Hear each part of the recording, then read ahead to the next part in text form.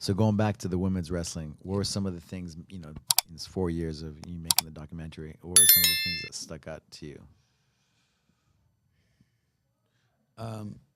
Just what stuck out for me was I was trying to figure out why they were so reluctant to include women.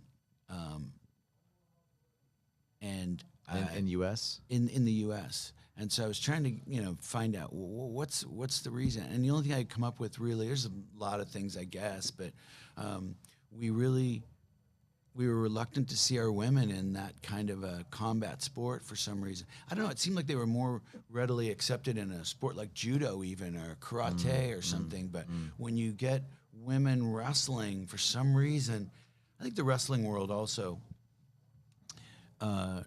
needs to evolve and has to some degree. But they're very old school sport, and they're reluctant to make changes sometimes in the rules. So that was part of it. The mentality of wrestling. We don't like to change too much, I think, to our detriment. But just the story of her as a kid and what she went through and their family intrigued me.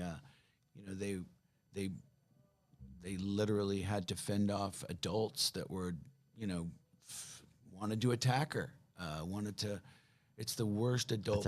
Attack her because of She was a little 9-year-old girl beating the boys, and, Oh, okay. and the parents couldn't handle it, especially in the '70s. It was just unheard of. what state was it? It was in Michigan, Michigan. Okay. and they just couldn't deal with it. And there was literally people coming up and wanting to attack the father.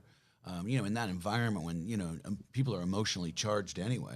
So, and then your son is getting beat by a girl, and she was the kind of kid too. Also, she didn't just go out and beat you. This girl was phenomenal. She just destroyed little boys in front of their parents, and didn't do it because she was some kind of a bully. She did it very matter of fact. She was just kind of a She's just wired that way. little, yeah, exactly, very competitive, and it was hard for people to accept that in those days. So I found that to be, first of all, shocking, but I was used to it because I'd grown up in wrestling around the same time as her, and I saw, when you got your little kid out there wrestling, you'd be amazed at what parents, the reactions come out of them that they'd never even expect. So it can be pretty, crazy environment, but she had to navigate all that, and the roller coaster of emotions. yeah, It's like, man, all over the place yeah, and they were during winning and losing, right? yeah, they were quite a family. Have a history. The father wrestled for University of Michigan, and all.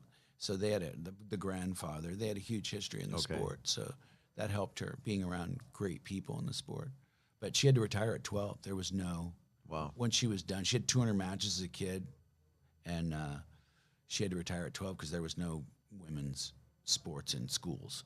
So you can do it in the AAU and all the the international wrestling, things like that, but you cannot do it in a school sanctioned program. There's no women. So I did a podcast with Rhonda's mom, and she was there was no really too many women right at the time, and the only reason why she thought that she could do it was the first teacher.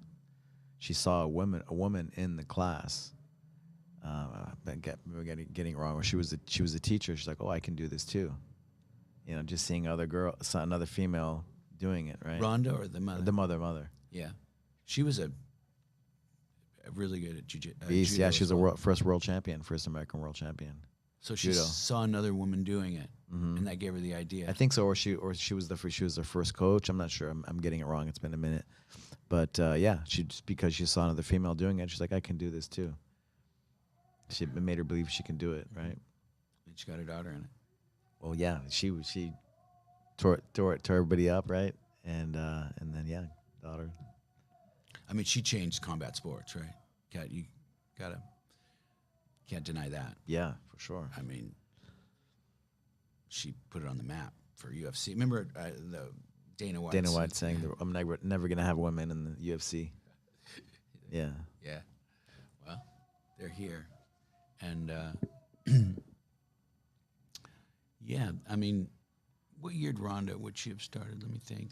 She came in here. This is in 2011, 12, and I'd never seen a girl, female, be that good, because she was a judoka, but her ground was really good. Her mom was really, arm bars, and she was so good. And she was tapping all the purple belt, like tough, strong guys out. Really? Yeah. Yeah. Just taking them out one by one. Tough kid. And I trained with her.